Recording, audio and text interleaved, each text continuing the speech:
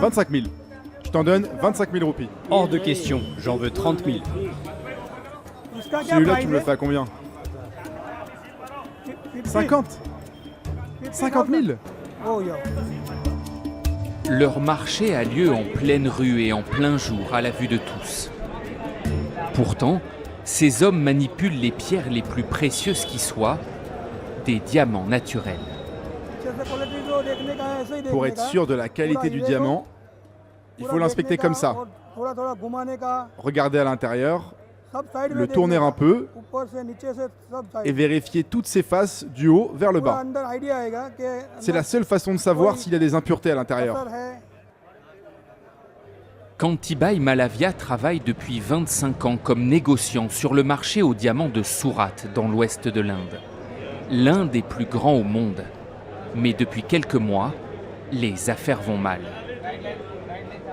50 000. Je le prends à 20 000. 20 000? C'est une blague. On est en période de récession. Les diamants qu'on achète sont trop chers par rapport au prix qu'on peut en tirer à l'extérieur.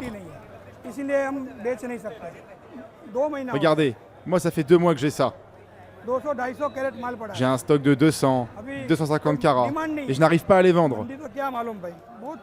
Tout ça, c'est à cause des problèmes qu'il y a sur la scène internationale.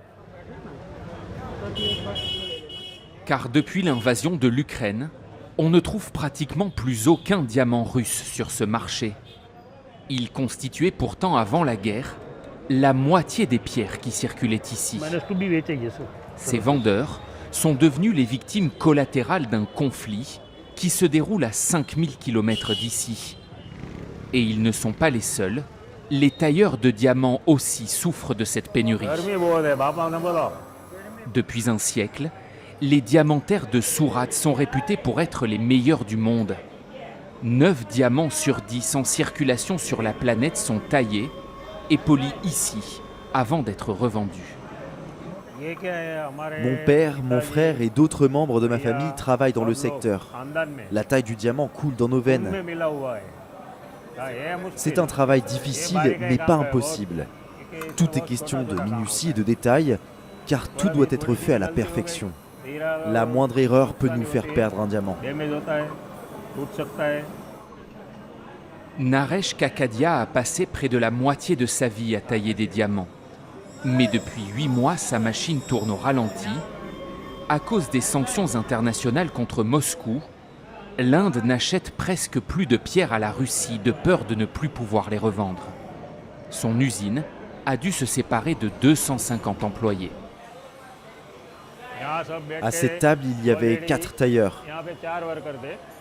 Regardez, 1, 2, 3, il y a 8 tables vides. Tout ça, c'est à cause de la guerre entre la Russie et l'Ukraine. On n'a plus accès aux diamants bruts, du coup on a beaucoup moins de travail. Et ceux que l'on taille, on n'arrive plus à les vendre. Donc si notre patron ne gagne plus d'argent, c'est un gros problème. Comment est-ce que nous allons faire pour en gagner ?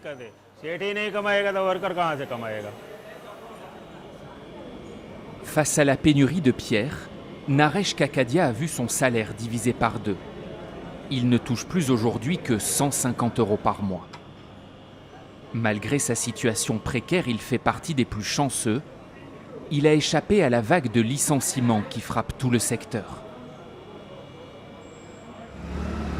En un an à Surat, plusieurs centaines d'ateliers ont baissé le rideau et plus de 30 000 tailleurs ont perdu leur emploi, comme Uttam Ghosh. Si t'entends parler d'un travail, dis-le-moi. Tu vas voir traîner d'autres tailleurs qui ont été licenciés. Donc si t'entends qu'une usine cherche quelqu'un, vraiment pense à moi. Tous les bâtiments ici sont des ateliers de taille de diamant. La plupart sont fermés. Au milieu de cette rue qu'il connaît par cœur, Uttam Ghosh est complètement désœuvré. L'atelier qui l'employait l'a licencié 5 jours plus tôt.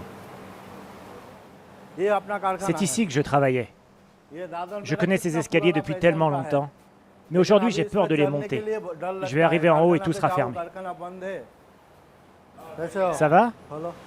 Tu m'ouvres? Outham Ghosh travaillait dans cette entreprise depuis 5 ans. C'est la première fois qu'il revient depuis la fermeture.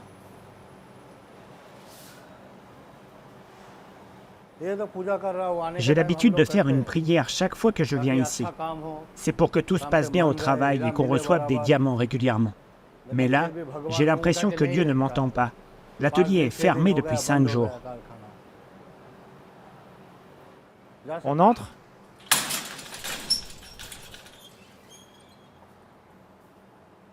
Les 50 collègues d'Outham, des tailleurs de diamants comme lui qui opéraient ici à plein temps, ont tous perdu leur emploi.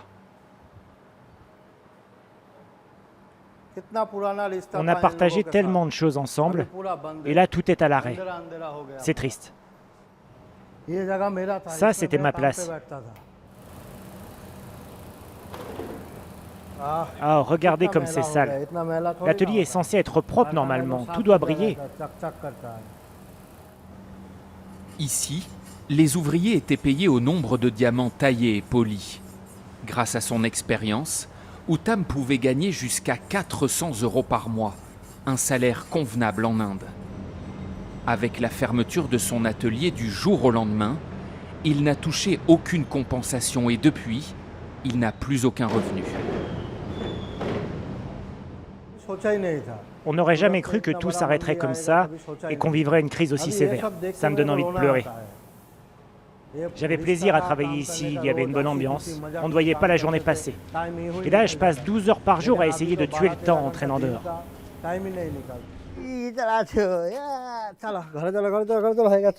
Tu as trouvé du travail? Non, non. Outham est père d'une petite fille de 2 ans. Son épouse est mère au foyer. Tous les ateliers pour papa sont fermés. Si, on n'a plus les moyens de t'offrir des promenades. Qu'est-ce qu'on va pouvoir manger maintenant? Des glaces? Mais avec quel argent? Il faut qu'on mange en plus petite quantité désormais. D'accord?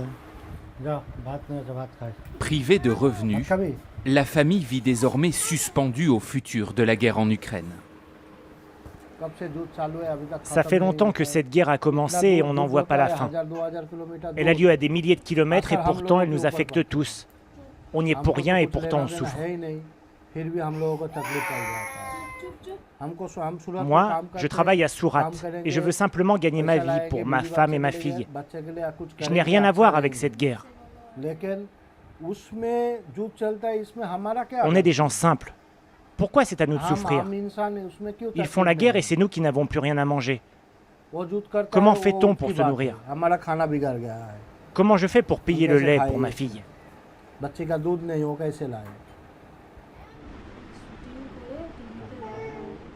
Face à cette pénurie de pierres précieuses, le salut des diamantaires de Surat pourrait venir de laboratoires.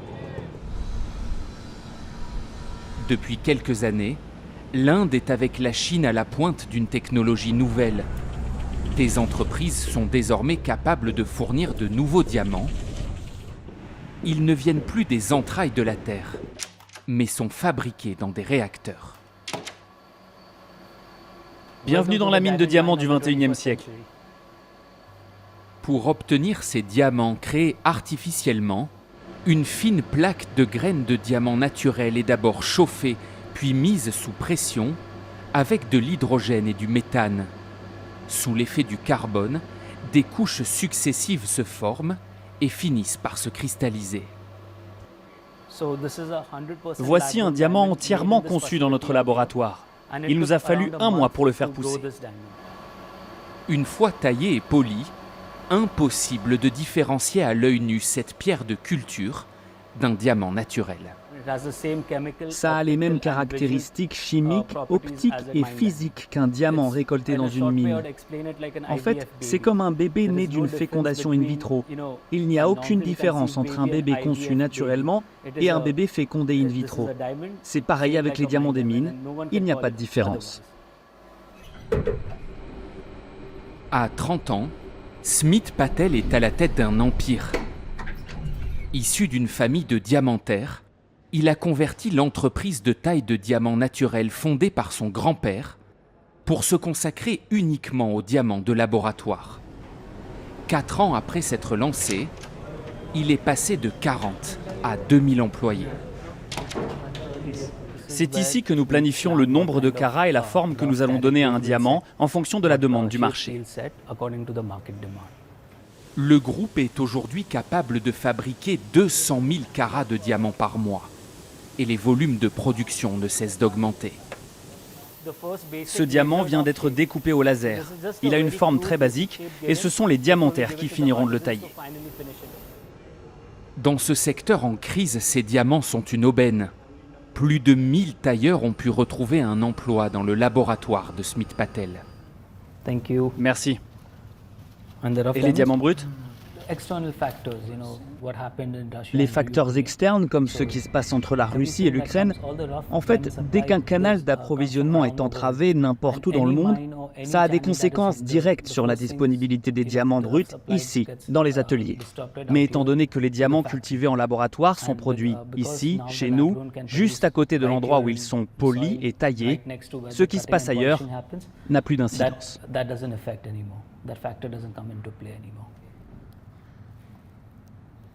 Ces diamants de laboratoire se vendent 30% moins cher que les diamants naturels. Plus écologiques, plus éthiques, le gouvernement indien vient d'investir 27 millions d'euros pour développer le secteur. En visite aux États-Unis, le Premier ministre Narendra Modi, ami de la famille Patel, offre à Jill Biden, l'épouse du président américain, un diamant de culture. Un cadeau diplomatique de circonstance, alors que l'Inde n'a jamais condamné l'invasion russe en Ukraine.